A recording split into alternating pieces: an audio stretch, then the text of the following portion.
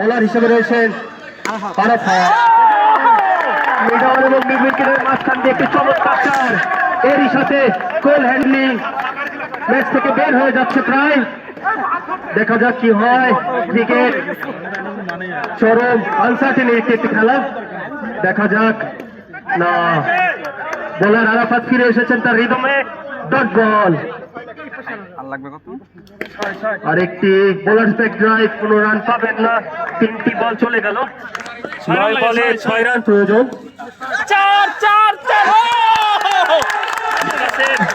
একটি চমৎকার ড্রাইভ ছিল কিন্তু বলটি থামাতে পারেননি, আর দরকার 2টি রান, আর 2টি রান প্রয়োজন টিম অপারেশনের। টিম অপারেশন স্কোর লেভেল এবং স্ট্রাইকে রয়েছেন ফিরোজ স্যার।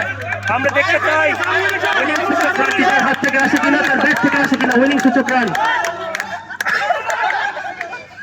ডট বল এরই সাথে নবম ওভারে পরিসমাপ্তি, 6 বলে 1 রান। 6 বলে 1 রান দরকার, কিন্তু আমাদের ফিরোজ ভাই মজো খাওয়ার পরেও দেখছি ব্যাট দিয়ে ঠুকাচ্ছে। এটা হলো নাকি? মজো খেয়ে মানুষের শক্তি হয়, সেভেনকে শক্তি করে, সে মজো খেয়ে ব্যাটটি ঠুকায়।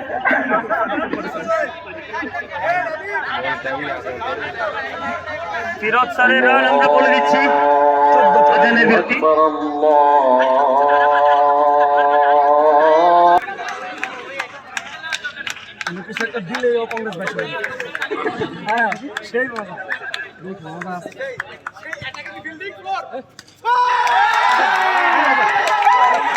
আমি আর দেওয়ার সুযোগ নেই, হয়ে গেছে।